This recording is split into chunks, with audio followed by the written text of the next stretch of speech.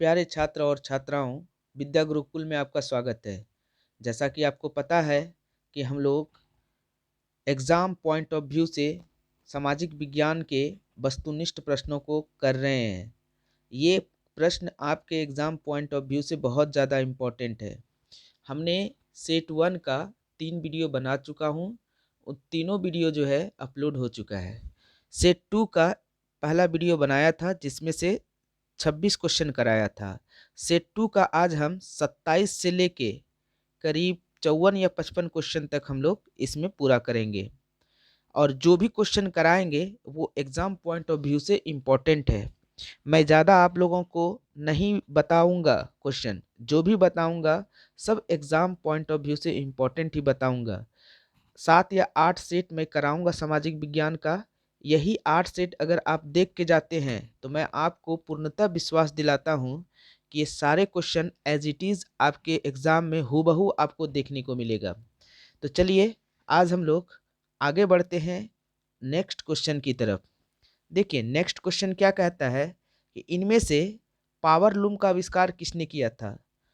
Option A है John के, option B है सैमुअल क्रॉम्पटन ने, ऑप्शन सी है एडमंड कार्टराइट ने, ऑप्शन डी है थॉमस व्हील ने।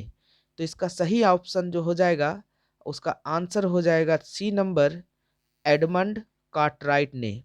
एडमंड कार्टराइट ने ही पावर लूम का आविष्कार 1785 में किया था। तो चलिए हम लोग नेक्स्ट क्वेश्चन की ओर बढ़ते हैं। नेक्स्ट क्वेश्चन अगले स्लाइड पे है। आप लोग यहाँ पे अब इंतज़ार करिए थोड़ा सा, क्योंकि हम लोग नेक्स्ट क्वेश्चन को अगले स्लाइड पे लेके आएंगे। देखिए नेक्स्ट क्वेश्चन आ गया, 28वां क्वेश्चन है। जैसा कि आप लोगों को पता होगा, न्यू डील नामक नवीन आर्थिक नीति कहाँ लागू हुई थी। ऑप्शन ए है ब्रिटेन में, ऑप्शन बी है अमेरिका में, ऑप्शन सी है फ्रांस में, ऑप्शन डी है जर्मनी में। तो इसका सही आंसर हो जाएगा ऑप्शन बी, अमेरिका में। देखिए न्यू डील नामक नीति जो है ना वो अमेरिका में आया था और अमेरिका में आर्थिक मंदी के बाद ही आया था ये। आगे हम लोग बढ़ते हैं। अगला क्वेश्चन है 1991 में सोवियत संघ के विघटन के उपरांत कौन सा देश महाशक्ति के रूप में उभर कर आया। सोवियत संघ रूस को कहा जाता है, उनके विघटन, विघटन मतलब टूट टूट गया था। सोवियत संघ जो है 15 छोटे छोटे देशों में टूट गया था और वो देश अलग हो गए थे रूस से। तो उनके बाद कौन महाशक्ति के रूप में उभर कर सामने आया था, यही क्वेश्चन है। तो जर्मनी है, चीन है, इटली है और संयुक्त राज्य अमेरिका है। तो इसका सही आंसर हो जाएगा संयुक्त राज्य अमेरिका। चलिए नेक्स्ट क्वेश्चन, 30 नंबर क्वेश्चन, 30वां क्वेश्चन क्या कह रहा है इसको हम लोग देख रहे हैं। इनमें से कौन देश दक्षेस का हिस्सा नहीं है।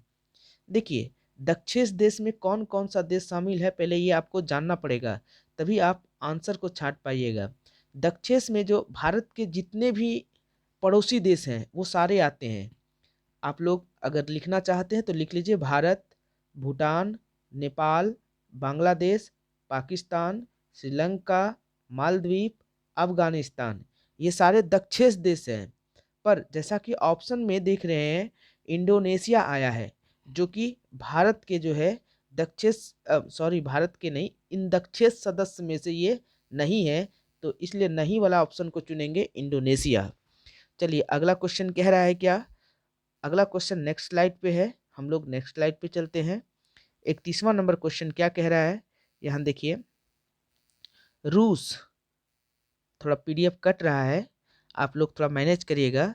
रूस किस देश का, सॉरी रूस नहीं होगा यहाँ पे, क्योंकि पीडीएफ कटा हुआ है तो पढ़ने में थोड़ा सा दिक्कत आ रहा है। रूस तो नहीं होगा, रूसो होगा। रूसो किस देश का रहने वाला था। देखिए रूसो का नाम जो है जीन जैक्स रूसो था।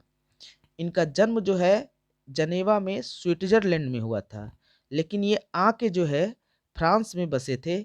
इसीलिए यहाँ पे जो ऑप्शन के रूप में फ्रांस है वो सही हो जाएगा। रूसो किस देश का रहने वाला था, तो यहाँ ऑप्शन फ्रांस सही हो जाएगा। क्योंकि इनका जन्म जो हुआ था वो स्विट्जरलैंड में हुआ था, इसलिए अगर पूछा जाए कि जन्म कब कहाँ हुआ था तो स्विट्जरलैंड में, जनेवा वहीं है। लेकिन ये फ्रांस में आके बसे थे, इसलिए ये फ्रांस, इसमें ऑप्शन के अनुसार हमको फ्रांस आंसर टिक करना पड़ेगा।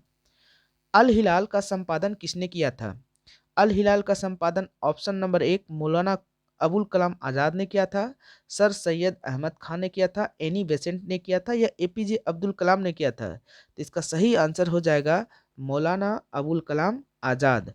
सही आंसर हो जाएगा मौलाना अबुल कलाम आज़ाद। अगला क्वेश्चन देखिए क्या कह रहा है। गुटेनबर्ग ने सर्वप्रथम किस पुस्तक की छपाई की थी?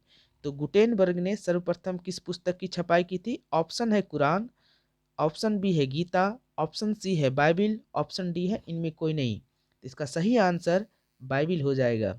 चलिए नेक्स्ट क्वेश्चन की ओर हम लोग बढ़ते हैं। महात्मा गांधी ने इनमें से किसका संपादन किया था? कॉमनवेल्थ का, यंग इंडिया का, बंगाली का, बिहारी का? देखिए, महात्मा गांधी के द्वारा दो तीन पुस्तक बहुत ही इम्पोर्टेंट है, जो पूछा ही जाता है, आप लोग याद कर लीजिए। महात्मा गांधी जी के द्वारा जो संपादित पुस्तक था वो सर्वप्रथम नवजीवन था, जो गुजराती भाषा में था। वो 7 सितंबर 1919 को 7 सितंबर 1919 को प्रकाशित किया था। उसके बाद हरिजन भी एक इनमें से है, यंग इंडिया भी है। तो यहाँ यंग इंडिया ऑप्शन में है, तो सही आंसर हो जाएगा यंग इंडिया। चलिए हम लोग नेक्स्ट क्वेश्चन की ओर चलते हैं, और नेक्स्ट क्वेश्चन नेक्स्ट स्लाइड पे मिलेगा, आप लोग यहाँ पे इंतजार करें। नेक्स्ट स्लाइड में देखिए आगे क्वेश्चन हमारा 35वां नंबर क्वेश्चन क्या कह रहा है, उसको हम लोगों को देखना है। काउंट काबूर को विक्टर एमेनुअल ने किस पद पर नियुक्त किया था? ऑप्शन है ए नंबर सेनापति, बी नंबर राजदूत, सी नंबर प्रधानमंत्री, डी नंबर गृह मंत्री। तो इसका सही आंसर हो जाएगा प्रधानमंत्री। काउंट काबूर को विक्टर एमेनुअल ने प्रधानमंत्री पद पर नियुक्त किया था। चलिए अगला क्वेश्चन हम लोग देखते हैं। अगला क्वेश्चन के रूप में है 36 नंबर, वियना सम्मेलन की मेजबानी किसने की थी? लेनिन ने, बिस्मार्क ने, स्टालिन ने, या मैटरनिक ने? तो इसका सही आंसर हो जाएगा मैटरनिक। मैटरनिक का पूरा नाम आप लोगों को पता है तो बताइए कमेंट में।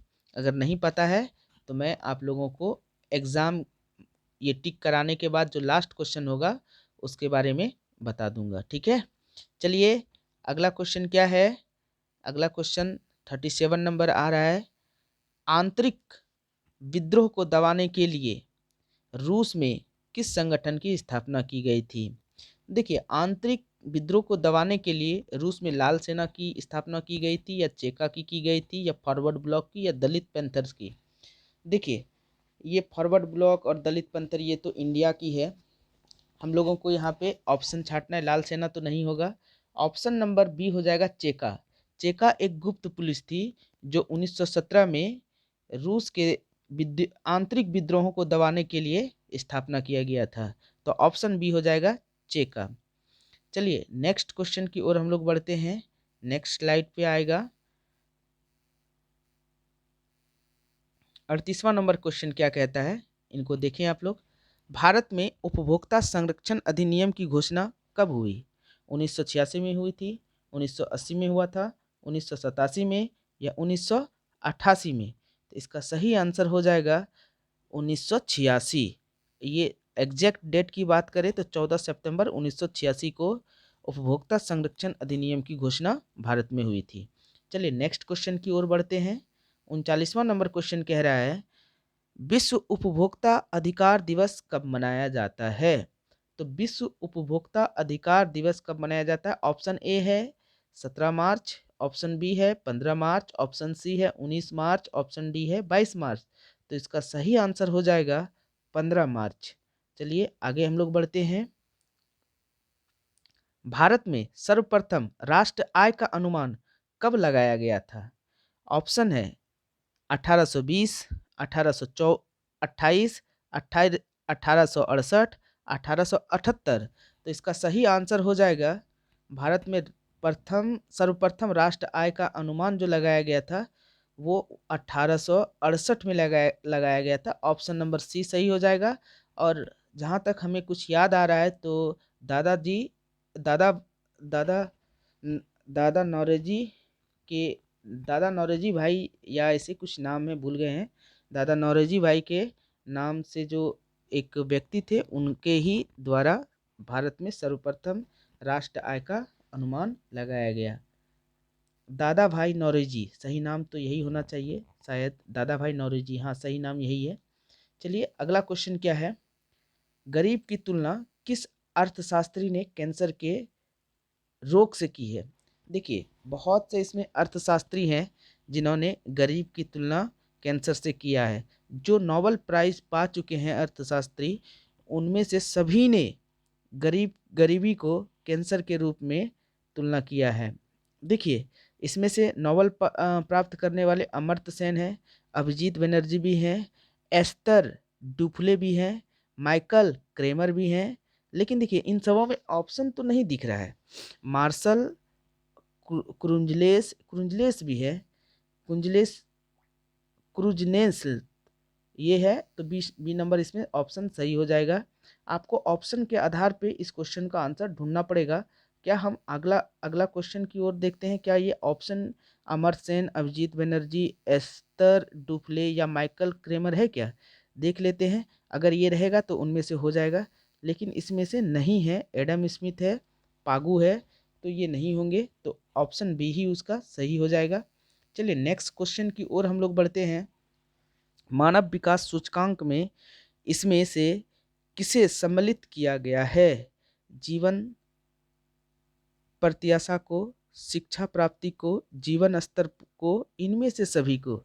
तो जहाँ तक हम देख पा रहे हैं मानव विकास सूचकांक, ये इनमें से सभी आंसर सही होगा, क्योंकि मानव विकास सूचकांक में ये सभी जो है बहुत महत्वपूर्ण है। जीवन प्रत्याशा भी है, शिक्षा प्राप्ति भी है, जीवन स्तर भी है, तो इसका ऑप्शन डी नंबर हो जाएगा सही। चलिए अगले क्वेश्चन की ओर हम लोग बढ़ते हैं। अगले क्वेश्चन में कह रहा है, भारत में सर्वाधिक नियोजन का काम कौन सी संस्था करती है। पहला है ए योजना आयोग, बी है राष्ट्रीय विकास आयोग, सी है नीति आयोग, डी है reserve bank of India. 43 number का ऑप्शन सही हो जाएगा। देखिए भारत में राष्ट्र नियोजन का काम ना, तो ये राष्ट्र विकास आयोग के द्वारा किया जाता है। कभी भी आप रिजर्व बैंक नहीं मारिएगा ऑप्शन में, राष्ट्र विकास आयोग इसका सही होगा, या राष्ट्र विकास आयोग कहिए या राष्ट्र विकास परिषद कहिए, ये सही है आंसर। अगला देखिए क्वेश्चन क्या कह रहा है। अगला क्वेश्चन कह रहा है, poverty and un British rule in India नामक पुस्तक किसने लिखी है। तो इसका सही आंसर हो जाएगा दादा भाई नौरोजी। क्या हो जाएगा, दादा भाई नौरोजी, इसका सही आंसर हो जाएगा दादा भाई नौरोजी। आप लोग बी नंबर टिक कर लीजिए। नेक्स्ट ऑप्शन हम लोगों को पढ़ने का कोई ज़रूरत नहीं है। अब हम लोग नेक्स्ट क्वेश्चन की ओर जाते हैं, जो अगले स्लाइड पे आएगा। आप लोग यहाँ पे इसको देखिएगा। 45वां नंबर क्वेश्चन क्या कह रहा है, इसको देख रहे हैं हम लोग। स्वीडन की मुद्रा क्या है, या स्वीडन में क्या चलता है, या स्वीडन की मुद्रा क्या है। डॉलर है, पाउंड है, क्रोना है, या रियाल है। तो इसका सही आंसर जो हो जाएगा कोरोना हो जाएगा, क्योंकि स्वीडन की जो मुद्रा है वो क्रोना है, और कोरोना को 1873 में स्वीडन की मुद्रा बनाया गया था। चलिए हम लोग नेक्स्ट क्वेश्चन की ओर बढ़ते हैं। नेक्स्ट क्वेश्चन क्या कह रहा है, नेक्स्ट क्वेश्चन कह रहा है कि निम्नलिखित में से कौन भारत का सर्वोच्च बैंकिंग संस्थान है। State bank of India, central bank of India, NABARD और भारतीय रिजर्व बैंक। तो कोई दो शक नहीं कि इसमें भारतीय रिजर्व बैंक होगा, आरबीआई होगा। इसका आंसर डी सही है। चलिए नेक्स्ट क्वेश्चन की ओर हम लोग बढ़ते हैं। नेक्स्ट क्वेश्चन 47वां नंबर का क्वेश्चन कह रहा है, मानव के सर्वांगीण विकास एवं सामाजिक आर्थिक विकास के लिए सबसे महत्वपूर्ण तत्व क्या है। पूंजी है, धन है, जनसंख्या है, शिक्षा है। देखिए अगर इसमें से ये सारे क्वेश्चन जो होता है बहुत इंपॉर्टेंट होता है, इजी क्वेश्चन होता है, लेकिन इसमें गलतियां बहुत ज़्यादा होने की संभावना होता है। ये देखिए मानव के सर्वांगीण विकास के लिए कह रहा है, एवं साथ में सामाजिक आर्थिक विकास के लिए भी क्या है, समाज के विकास के लिए भी। आर्थिक आर्थिक मतलब पैसे से लेन देन है यहाँ पे, आर्थिक विकास से भी ये सारे चीज़ महत्वपूर्ण तभी माना जाएगा। इसमें पूंजी भी सही लग रहा है, धन भी सही, जनसंख्या भी लग रहा है, शिक्षा भी। लेकिन आप लोगों को इसमें 4 में से एक सटीक आंसर चुनना हो, तो हम यहाँ पे आप लोगों को प्रेफ़र करेंगे शिक्षा। शिक्षा ही एक ऐसा महत्वपूर्ण तत्व है जिससे आपका सर्वांगीण विकास भी होगा, सामाजिक भी विकास होगा, आर्थिक भी विकास होगा। इसलिए इसका आंसर जो है डी नंबर सही होगा। चलिए नेक्स्ट क्वेश्चन हम लोग अगले स्लाइड पे आते हैं। नेक्स्ट क्वेश्चन क्या कह रहा है उसको जानने का प्रयास करेंगे। 48वां नंबर जो क्वेश्चन कह रहा है उसको देखते हैं क्या कह रहा है। 48वां नंबर क्वेश्चन कह रहा है इनमें से कौन भारतीयों के जीवन निर्वाह का मुख्य साधन है? उद्योग धंधे, व्यापार, कृषि, वानिकी। देखिए भारतीयों के जीवन निर्वाह का मुख्य साधन, देखिए भारत के जो अधिकतर लोग होते हैं वो 70% लोग ग्रामीण क्षेत्रों में ही निवास करते हैं। देखिए तो इसमें से आंसर इसका हो जाएगा सी नंबर कृषि। तो ऑप्शन नंबर सी हो जाएगा कृषि। अगला क्वेश्चन क्या है? 49 नंबर क्वेश्चन कह रहा है प्राथमिक क्षेत्र में कौन सी आर्थिक क्रिया शामिल है? खनन है, संचार है, विनिर्माण है, यातायात है। देखिए प्राथमिक क्षेत्र में जो क्रियाएं होती है आप लोगों को वो चीज़ जानना पड़ेगा। प्राथमिक क्षेत्र में जितनी भी क्रियाएं होती है वो सब प्राकृतिक तथ्यों को देख कर किया जाता है। जैसे प्राकृतिक तथ्य में क्या आता है? कृषि आता है, वानिकी आता है, खनन आता है, और मच मछली पालन आता है, पशुपालन आता है, डेयरी आता है। ये सब चीज़ प्राथमिक क्षेत्र से आता है। अगर हम बात करें यहाँ पे संचार की, यातायात की, तो ये हमारे संचार और यातायात तो होगा ही नहीं। तो यहाँ पे देखिए विनिर्माण भी नहीं होगा क्योंकि हम लोग कंस्ट्रक्शन करते हैं, तो ये सब द्वितीय क्षेत्र में हो जाएगा। तो प्राथमिक क्षेत्र में जो आने वाले आर्थिक क्रिया शामिल है इसमें से ऑप्शन ए हो जाएगा, खनन हो जाएगा।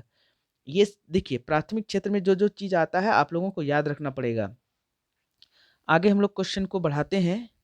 सोने के आभूषण की गुणवत्ता सुनिश्चित करने के लिए किस मानक चिन्ह का प्रयोग किया जाता है? पहला है ऑप्शन में ISI mark, egg mark, hallmark, इनमें सभी। देखिए सभी तो नहीं होगा ऑप्शन में। सोने की गुणवत्ता के लिए हॉल मार्क जरूरी है। अब आप लोगों को ऑप्शन ए और बी भी बता देता हूँ। आईएसआई मार्क जो है किसी वस्तु की गुणवत्ता के लिए बनाया गया है, और एग मार्क जो है वो खाद्य सामग्री की गुणवत्ता को सुनिश्चित करता है। तो दोनों में से दोनों को भी आप याद रखिएगा, हॉलमार्क तो याद ही रखिए। चलिए नेक्स्ट क्वेश्चन पे हम लोग चलते हैं। नेक्स्ट क्वेश्चन अगले स्लाइड पे है। नेक्स्ट क्वेश्चन का देखिए क्या कह रहा है। 51 नंबर क्वेश्चन है। नेक्स्ट क्वेश्चन, इनमें से किस संस्था का गठन 1954 में किया गया? ऑप्शन एक है योजना आयोग, ऑप्शन बी है राष्ट्र विकास परिषद, ऑप्शन सी है राष्ट्र प्रतिदर्श सर्वेक्षण संगठन, ऑप्शन डी है केंद्रीय सांख्यिकी संगठन। तो देखिए जहाँ तक हमें याद है योजना आयोग का जो गठन है 15 मार्च 1950 को किया गया था। तो ये तो ऑप्शन नहीं होगा। बी नंबर है राष्ट्र विकास परिषद।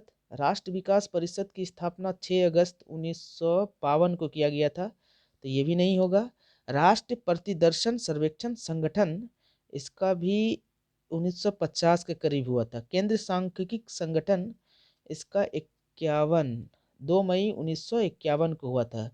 तो इसमें से 54 के आधार पे हम किसको दें? कोई आंसर सही लग नहीं रहा है। अब देखिए इसमें से बहुत सारा कन्फ्यूजन पैदा हो रहा है कि इनमें से किस संस्थान का गठन 1954 में किया गया था। ऑप्शन के आधार पे हम किसको चूज कर सकते हैं?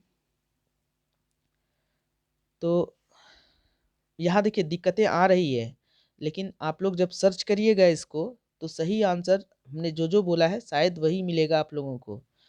इसमें से दिक्कतें तो आ रही है। अब इसमें कौन सा, देखिए केंद्रीय सांख्यिकी संगठन, देखिए ऑप्शन के आधार पे हमको लगाना ही पड़ेगा कोई ना कोई। तो ऑप्शन डी दे देते हैं केंद्रीय सांख्यिकी संगठन। ऑप्शन में देखिए जितने भी हैं वो सारे सारे आप लोगों को बताया गया है कि यही इसका आंसर होगा, लेकिन इसके ऑप्शन में थोड़ा गड़बड़ लग रहा है। तो आप लोग इस क्वेश्चन को हम अंडरलाइन कर देते हैं, एक बार देख लीजिएगा। नेक्स्ट क्वेश्चन की ओर बढ़ते हैं हम लोग। मौसमी बेरोजगारी पाई जाती है, कब पाई जाती, किस में पाई जाती है? सेवा क्षेत्र में, कृषि क्षेत्र में, औद्योगिक क्षेत्र में, इनमें से कोई नहीं। तो देखिए मौसमी बेरोजगारी जो पाई जाती है ना, वो अधिकतर जो है कृषि क्षेत्र में पाई जाती है, क्योंकि कृषि जो है मौसम के आधार पे आधारित होता है। कुछ समय तक मजदूरों को काम मिलता है, कुछ समय के बाद वो बेरोजगार हो जाते हैं। इसीलिए कृषि क्षेत्र में मौसमी बेरोजगारी पाई जाती है। चलिए अगला क्वेश्चन हम लोग देखते हैं। पूंजीवादी अर्थव्यवस्था का गुण है क्या है? निजी लाभ, मूल तंत्र, साधनों का निजी स्वामित्व, इनमें से सभी। देखिए पूंजीवादी अर्थव्यवस्था की बात करें तो निजी लाभ भी आता है, मूल तंत्र भी आता है, साधनों का निजी स्वामित्व भी आता है, और इसमें इनमें सभी, ये सारे ऑप्शन ही सही हैं, इसलिए डी नंबर ऑप्शन इसका सही हो जाएगा। हम लोग नेक्स्ट क्वेश्चन की ओर चलते हैं, जो 54 नंबर क्वेश्चन है। देखिए क्या कहता है। तरुण भारत संघ का संबंध किस राज्य से है? तरुण भारत संघ का संबंध किस राज्य से है? ऑप्शन ए है राजस्थान, गुजरात, पंजाब और महाराष्ट्र। तो इसका सही आंसर हो जाएगा राजस्थान। देखिए तरुण भारत संघ एक संगठन है, पर्यावरण संगठन है। ये जल और वनों की संरक्षण के लिए कार्य करती है। इसकी स्थापना शायद 1975 में किया गया था। जैसा कि आप लोग थोड़ा इस पे सर्च कर सकते हैं, लेकिन जो जानकारी था मैंने आपको बताया। नेक्स्ट क्वेश्चन की ओर हम लोग बढ़ते हैं। देखिए क्या कह रहा है। रूस के सहयोग से किस विद्युत संयंत्र का निर्माण किया गया था? विद्युत संयंत्र आप लोग को समझना चाहिए कि ये देखिए एक बिजली हाउस होता है, जैसा कि आप लोग यहाँ पे भागलपुर के कहलगांव में भी है, तो वहाँ से बिजली उत्पादन होता है, तो वही विद्युत संयंत्र है। जैसे पहला है केगा परमाणु विद्युत ग्रह, दूसरा है कुडनकुलुम परमाणु विद्युत ग्रह, तीसरा है कलपक्कम परमाणु विद्युत ग्रह, चौथा है नरोरा परमाणु विद्युत ग्रह। विद्युत गृह, ग्रह नहीं कहेंगे, सारे में गृह ही लगाइएगा।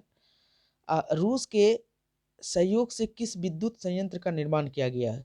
तो इसका सही आंसर हो जाएगा कुडनकुलन परमाणु विद्युत विद्युत गृह। ये बी नंबर इसका सही हो जाएगा। देखिए कुडनकुलन जो है ये तमिलनाडु में है, और नरोरा परमाणु विद्युत गृह जो है वो उत्तर प्रदेश में है, और कलपक्कम भी जो है ये तमिलनाडु में ही है। केगा परमाणु विद्युत गृह जो है ये कर्नाटक में है। आप लोगों को राज्य का भी नाम याद रखना चाहिए, क्योंकि हो सकता है अगले बार राज्य का भी नाम पूछा जा सकता है। तो आज हम लोग ये लास्ट क्वेश्चन करेंगे। प्रारंभिक जीविका कृषि को इस नाम से भी जाना जाता है, किस नाम से जाना जाता है?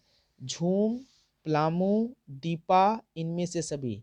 देखिए प्रारंभिक जीविका कृषि को किस नाम से जाना जाता है या इस नाम से जाना जाता है? तो इसका ऑप्शन है झूम कृषि भी हो जाएगा, प्लामू भी, दीपा भी, इनमें से सभी। तो इसका डी नंबर सही हो जाएगा। 56 का डी नंबर सही है। देखिए हमने जो भी क्वेश्चन कराया है, अगर आपको उसमें कन्फ्यूजन है तो आप भी इसको सर्च कर सकते हैं। हमने जो भी जानकारी था मेरे पास, वो ऑथेंटिक जानकारी ही आप लोगों को मैं दे रहा हूँ। जो भी क्वेश्चन करा रहा हूँ उसका 100% लगभग आंसर 99% वो करेक्ट ही होगा, कभी गलती होने की संभावना नहीं है। क्योंकि आप लोगों का जब देखिएगा तो इनमें बहुत सारा क्वेश्चन का आंसर आप लोगों को गलत भी मिलेगा, कहीं बुक में देखिएगा या फिर कहीं किसी क्वेश्चन बैंक में देखिएगा या फिर कहीं मॉडल पेपर में देखिएगा, तो बहुत सारा क्वेश्चन आप लोगों को गलत मिलेगा। पर मैं जो बता रहा हूँ, मैं सबसे पहले इसमें जितने भी आंसर है वो सारे के सारे आप लोगों को सही बता रहा हूँ। और हो सकता है कि कुछ क्वेश्चन मिस्टेक बाय मिस्टेक हम कुछ बोल दिए हों, तो गलती भी हो सकता है, तो आप लोग क्षमा करिएगा। लेकिन मेरी यही हर हमेशा इच्छा रहेगी कि मैं हर हमेशा आप लोगों को 100% सही और सटीक ही क्वेश्चन बताऊं, और जितना भी क्वेश्चन है वो सटीक आंसर के साथ ही दिया गया है आप लोगों के सामने। अब हम लोग इस वीडियो को यहीं पे अंत करते हैं, और इसका जो थर्ड पार्ट है वो आगे आएगा, और आप लोगों का ये सेट 2 कंप्लीट हो जाएगा। आज के लिए यहीं तक। जय हिंद, जय भारत।